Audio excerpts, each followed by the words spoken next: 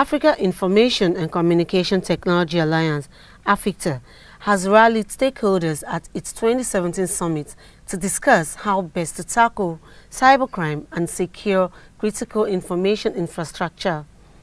This year's summit was organized in conjunction with eNigeria under the auspices of the Ministry of Communications, which was the fifth in the series of AfICTA Summits. Chairman of AfICTA, Dr. Jimson Olufuye, captures the summit in this regard. The vision, the forward-looking vision that the world government have put together, that is the Sustainable Development Goal and the World Summit on Information Society target, and that is building partnership with all stakeholders. We need such partnership to flourish among all stakeholders in Africa, particularly the government and the private sector. I'm happy that for 5 years since AfICTA was established, we have grown from 6-nation membership to a 13-nation membership across Africa. Membership is of ICT firms, businesses, and business-oriented organizations. And we have membership, of course, from South Africa, Egypt, Namibia, Cote d'Ivoire, Tanzania, and many others. Our target is that we will help support the government to increase intra-African trade from the current level of 12% to 50% by year 2025. Comparatively, in Europe, it's about 68%. And trade within our people, engendered by ICT, at the fulcrum of our vision for Africa, where the promise of digital age for all Africans is fulfilled. Some of the speakers articulated the need to build partnerships for 2030 Sustainable Development Agenda, adaptive technologies for e-health, e-learning, e-commerce, and e-government, using technology to promote transparency and accountability. Now, AfICTA is an example of how countries can demystify information technology, or ICT as it were. Because countries in Africa, and with particular reference to Nigeria, have been talking to themselves as far as IT is concerned, have been consuming what other people are producing as far as ICT is concerned, have been reading and disseminating what other people have written. But then, AfICTA's difference is that it has contributed in networking the minds of Africans into one domain of discussion and perpetual dialogue. And I think they deserve a round of applause, raising this issue of computer science and relevance of technology to Africans' renaissance in ensuring that they can really bring 30 African countries together. For me, I think that is magical. It is so clear that ICT cannot be achieved in isolation. ICT is the only opportunity Africa has, probably the last in probably another century, God knows, to be able to move itself several places up in whatever rankings we currently find ourselves at the bottom of. But the truth is, there's a huge gap of knowledge, there's a huge gap of collaboration, especially when you speak of government to private sector type of collaboration. So the fact that this event is being hosted by AfICTA in partnership with NITDA, I think is something that deserves a resounding round of applause. Because now, to be able to do that, why I say so, when you look at all the plethora of problems, you find that without the right kind of regulation and the right kind of investment, you can't do it.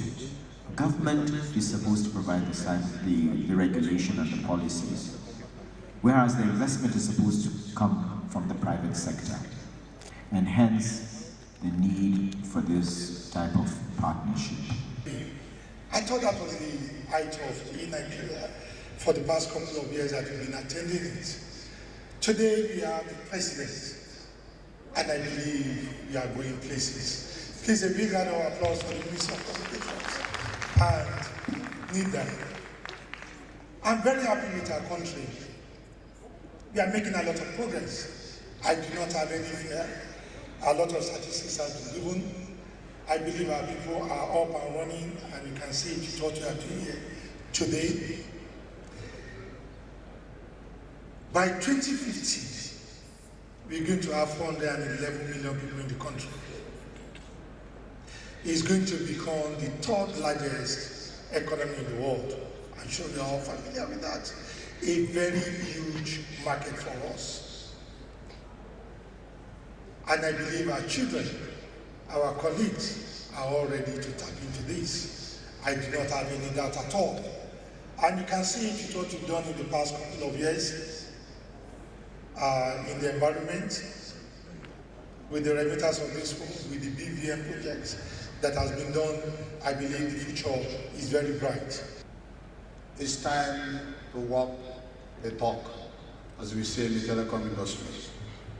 And I would like to just share one or two words with you. The Stone Age did not end for lack of stones, because stones are still very much abundant. The Stone Age ended because engineers and scientists discovered and perfected better forms of engineering materials. Petroleum Age is not going to end because of lack of petroleum underneath. Petroleum Age is going to end because better and renewable forms of energy are already being perfected, to tell you the truth.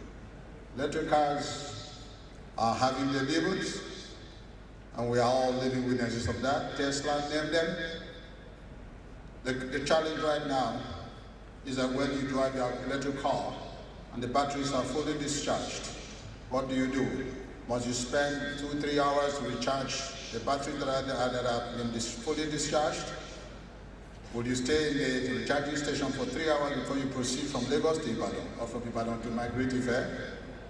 So either you go and change the batteries and take new batteries in the recharging station, or the research that is on now, that the charging time is made very short, comparable with the amount of time you spend in the filling station, in the gas station, to fill your tank. I can tell you, we are almost there. So the time is now. The time is now for Nigerian content in the Nigerian ICT industry. And above all, we have to learn to patronize what we produce in Nigeria. On the need to maximize the internet for economic development, creating jobs and youth empowerment, among others, some discussants share their views on ways to take advantage of new opportunities. A lot of us, from students to professionals to the private sector practitioners to as many that were even in government sector doing IT in different dimensions. And interestingly, a few women who are actually not even IT people but are interested in ICT came together, and we are already looking forward to moving it forward. And moving it forward in areas of science, technology, engineering, and mathematics, because we realize that for us to be effective in IT deployment, we need to combine all of those backgrounds, science, technology, engineering together. And today we inaugurated an organization that will bring Nigerian females in science, technology, engineering together. And that, for me, it's the height of it. We are looking today at ED no more. We concluded on the fact that we can't continue to hide in any form. We need to do mentorship. We need to engage. We need to bring the girls from wherever they are in primary, secondary school, even those that didn't go to school.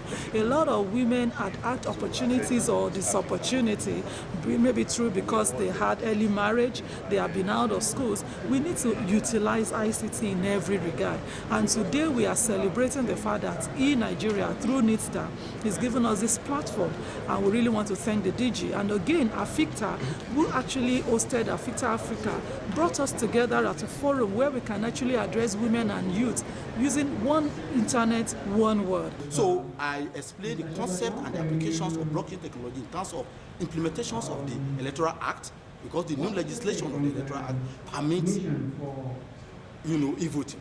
But the e-voting must be cryptographic e-voting, and it should be riding on blockchain. The same thing health. The same thing I gave examples of educational double legalizations that currently take place today. And I said that we are deceiving ourselves because the Federal Ministry of Education and the Federal Ministry of Foreign Affairs don't authenticate against any system. Whereas blockchain technology provides an opportunity for us to ensure that when graduation lists are released, they are stored on the blockchain on the state ledger that allow government ministries, government departments, government agencies, and the private sector to authenticate this.